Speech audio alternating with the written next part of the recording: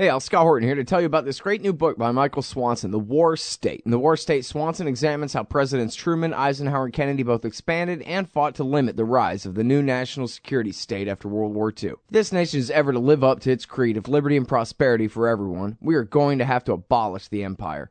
Know your enemy. Get The War State by Michael Swanson. It's available at your local bookstore or at Amazon.com in Kindle or in paperback. Just click the book in the right margin at scotthorton.org or thewarstate.com. All right, y'all, Scott Horton here, and I got a great deal for you. Anyone who helps support this show with a $50 donation or more gets a copy of the brand new Rothbard book, Murray N. Rothbard book, of long-lost essays from 1967 and 68. It's entitled Never a Dull Moment, A Libertarian Looks at the 60s. Murray N. Rothbard, really Mr. Libertarian himself, on Vietnam, conscription, civil rights, LBJ and Nixon, and all kinds of great stuff from back during those times. Never a dull moment, and it's an exclusive. It's not available on Amazon yet. It's an exclusive, so far at least, for listeners of this show, so be the first to get it. Help support this show at the same time. Just go to scotthorton.org/donate, and again, anyone who sends $50 on this way, along with a mailing address, and I will get this book right to you. Thanks. All right, y'all, Scott Horton Show. And I'm him. Check out the archives at scotthorton.org and follow me on Twitter at Scott Horton Show.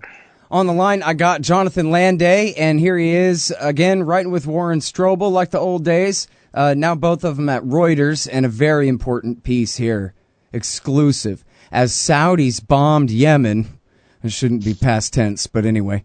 U.S. worried about legal blowback. Welcome back to the show. How you doing, Jonathan? I'm doing well. Thanks very much, Scott. How are you? I'm doing real good. Appreciate you joining us today. So, State Department officials worried about the legalities of helping Saudi bomb Yemen for the last 20 months, huh? Yes, they did. Go ahead.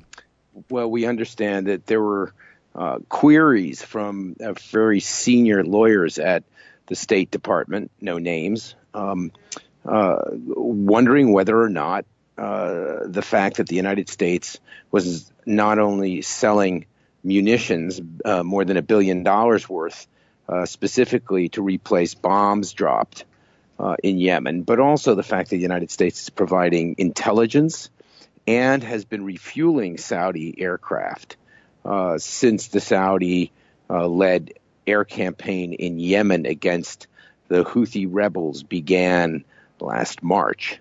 And our understanding is that, the question was whether or not the United States could become or could be seen under international law as a co-belligerent.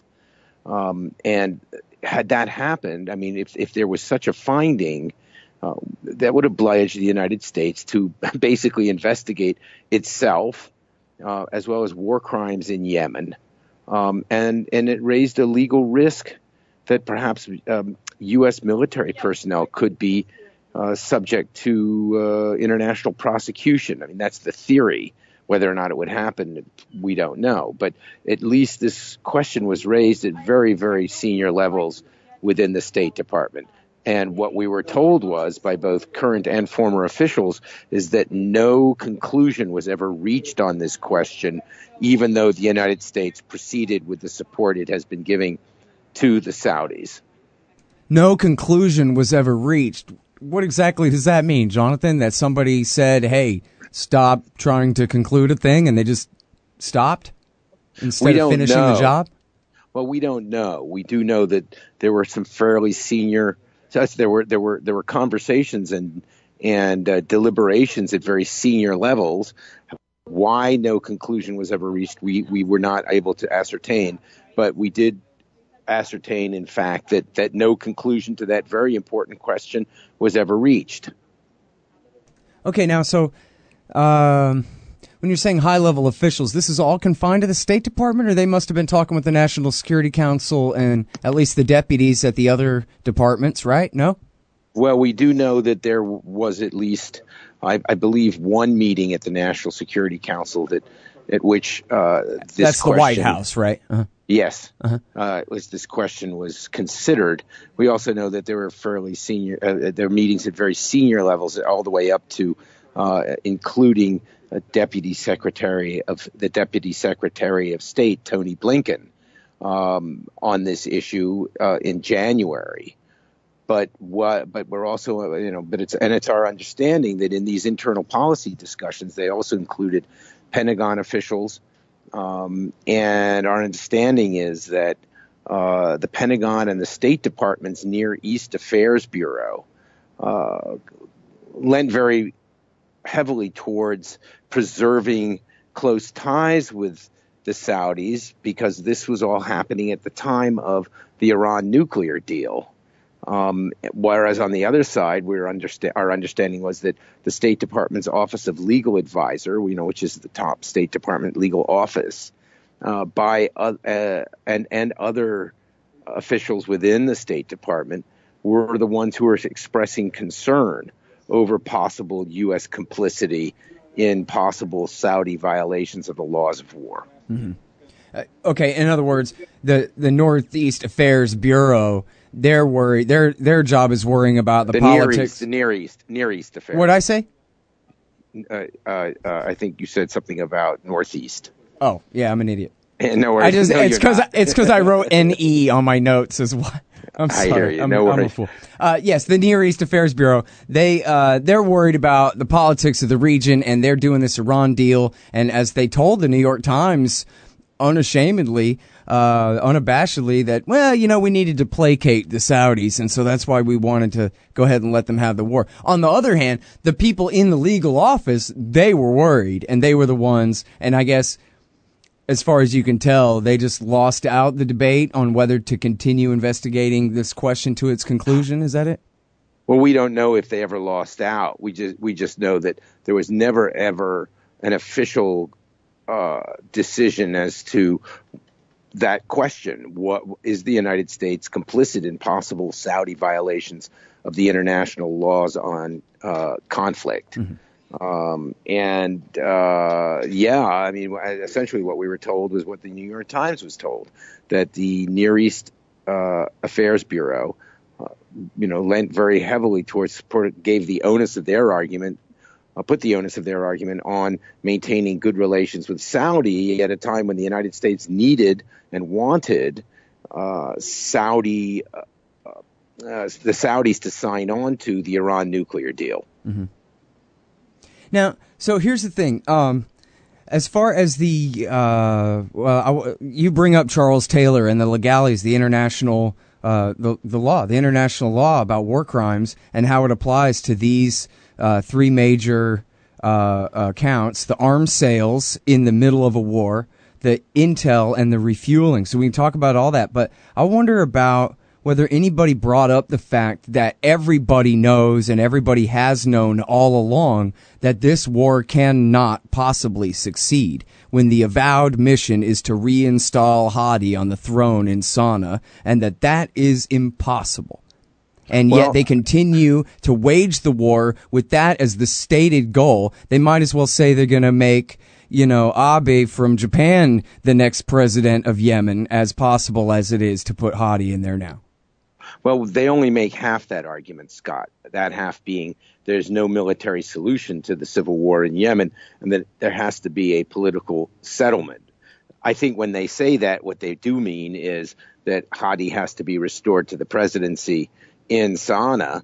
And as you say, that doesn't look like a very practical goal, given the fact that the Houthis, who control Sana'a, as well as the former president, Saleh, don't look like they're in any mood to accept a political agreement that brings Hadi back from Saudi Arabia. Mm. Now, I have to point out that this story was based on documents and emails that we obtained through a Freedom of Information Act request. And you referred to the Charles Taylor part of this. Mm-hmm. That we got clued into was not something I cooked up. One of the emails that we got a hold of through this FOIA had virtually the entire email was redacted, but in the subject line was a reference to the Charles Taylor decision by the International Criminal Court. It didn't say that. I took what was in the subject line and I Googled it and came up with the brief that the United States government itself had submitted to the military commissions trying the 9/11 conspirators, KSM, Khalid Sheikh Mohammed, and his co-defendants, in which the United States appears to have endorsed this broader, what came out of the Charles Taylor trial, which was a broader definition under international law of aiding and abetting war crimes. And that the fact that they brought this brief up that had been sent down to the military commission in Guantanamo appears to substantiate that the fact that the United States endorsed this new finding, this broader finding of aiding and abetting, and that this was a concern to lawyers who were looking at the question of whether or not there's possible U.S. complicity in what the Saudis have been doing in terms of bombing civilian infrastructure, schools, markets. We now have this horrendous bombing of the wedding hall, of the hall where there was a wake going on last week or the week before. Last week, I'm sorry. And so, yeah, that's how the Charles Taylor thing came into this. Right. And, we should mention, too, and I guess this is in your documents and in the rest of your reporting, but, the audience should know that as far as whether or not the arms sales are going on, whether or not there are Americans helping pick targets and provide intelligence for this war, whether or not the American planes are refueling the Saudi planes on their missions is not in question. It's widely reported by the New York Times, the Washington Post, the LA Times, the Wall Street Journal, the Reuters. The Reuters, the National News Hour, whatever. This is not denied by our government. It's sort of unofficial. It's, what is it, clandestine but not covert, something like that? No, not at all. It's official. And in fact, there were Americans in the Saudi Joint Operations Center, but I believe that there was an announcement several weeks ago that most of them have been withdrawn. And, the United States now finds itself in a very, very peculiar position in that it is supporting Saudi, and yet you had this horrendous bombing of this funeral ceremony that killed over 100 people, and that the Saudis, in fact, have acknowledged was what, at least in their version, was a mistake. That has put the United States in a really delicate position because it is found itself being tied to the Saudi bombing of civilian infrastructure. So what do? It appears that the United States has been increasingly critical of the Saudi bombing campaign, and yet continues to support it as far as we can tell. Yeah, and I think there were kind of conflicting reports back and forth about whether they were withdrawing their intelligence guys in Saudi. And, they said they were doing that. Then they said they were doing it again. And it was like, wait, I thought you guys did that a week ago, something like that. So I think here's what I think the United States is kind of restricting its support to now. And that is what they claim to be, the United States supports what they call the territorial integrity of Saudi Arabia. So it seems like the most of the American support is providing intelligence and logistical support to the Saudis to target Houthi incursions across the border from Yemen into Saudi Arabia. And I'm pretty sure that that's now as much as what the United States is doing in terms of support. Well, of course, there's all contractors and cutouts and everything. That's something else that could be one of these charges too, right? It's got to be American government policy to have all the contractors over there taking care of all the care and feeding of the airplanes that we sell them, because that's dirty work that Saudi princes don't do. Well, I mean, that is, I don't know. That's not just a free market, right? There's a State Department license for that kind of behavior, that kind of thing, right? I mean, when the United States or any country, Russia, Britain, sells, billions of dollars worth of, airplanes or whatever to another country, a lot of times part of that contract is the maintenance contract as well. It's the maintenance. So the people who make the airplanes or people who know how to maintain them are brought over as contractors to do just that. Mm.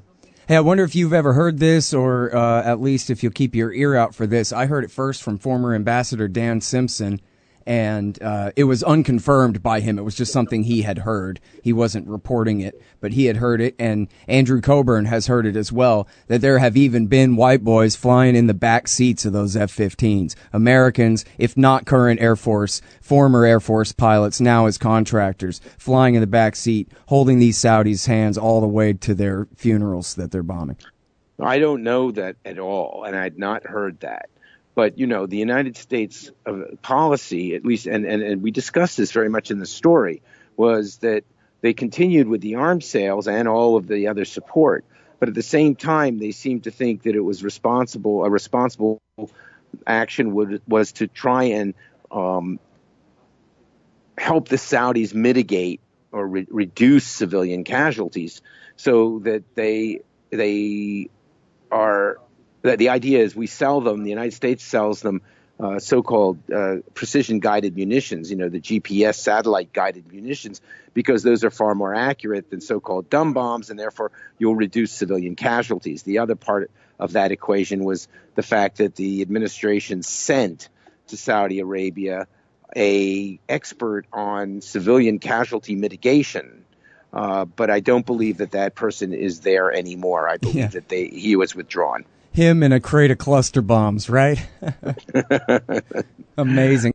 You hate government? One of them libertarian types? Or maybe you just can't stand the president, gun grabbers, or warmongers. Me too. That's why I invented LibertyStickers.com. Well, Rick owns it now, and I didn't make up all of them, but still, if you're driving around and want to tell everyone else how wrong their politics are, there's only one place to go. LibertyStickers.com has got your bumper covered. Left, right, libertarian, empire, police, state, founders quote, central banking. Yes, bumper stickers about central banking. Lots of them. And, well, everything that matters. LibertyStickers.com. Everyone else's stickers suck. You hate government? One of them libertarian types? Or maybe you just can't stand the president, gun grabbers, or warmongers. Me too. That's why I invented LibertyStickers.com. Well, Rick owns it now, and I didn't make up all of them, but still, if you're driving around and want to tell everyone else how wrong their politics are, there's only one place to go. LibertyStickers.com has got your bumper covered. Left, right, libertarian, empire, police, state, founders quote, central banking. Yes, bumper stickers about central banking. Lots of them. And, well, everything that matters. LibertyStickers.com. Everyone else's stickers suck. All right, so tell me about the naval blockade, because, I don't know if you saw Adam Johnson's write-up at FAIR about the general TV and newspaper coverage of the supposed shrug missile attack, the first and/or second one there on the American ship in the Red Sea, but they all are reporting it as though all of history began yesterday and nobody has ever heard anything about an American-Saudi war against these people. It's not Saleh and his former government and army. It's just these Houthi rebels, even though they've been the government of the capital city for, going on 2 years now. But they're completely full of it. They refuse to tell any bit of the story except scary brown people attacked our peaceful warship that was minding its own business somewhere. Well, there does seem to be some question now, I believe, about whether or not missiles were actually fired at the USS Mason. But the fact is, Scott, that the ship, if we are to believe the U.S. government version, was in international waters when it was fired on. And this was not the first time that it, not just an American warship, but that other warships have been fired on. I believe the UAE had one that was actually hit. And so the firing of the riposte by the United States, the firing the missiles back at these radar sites in Yemen under international law, if we are to believe the United States version that these ships are in international waters, is permissible. Yeah, but wait a minute. What if they're enforcing a blockade from international waters? Well, I don't. Then that is something else. And I have not seen anything along those lines that these ships were enforcing the kind of blockade that the Saudis have been forcing, where they've actually stopped vessels and searched them because claiming that they need to make sure that they're not carrying weapon supplies to the Houthis. Yeah. I don't think the Americans are involved in that particular blockade. Sure is easy to see why that's a pretty gray area from the Yemenis' point of view when we're the ones. Our warships are sailing with the Saudis and the UAE enforcing this, and we're flying with them. It's all one big American war to them, right?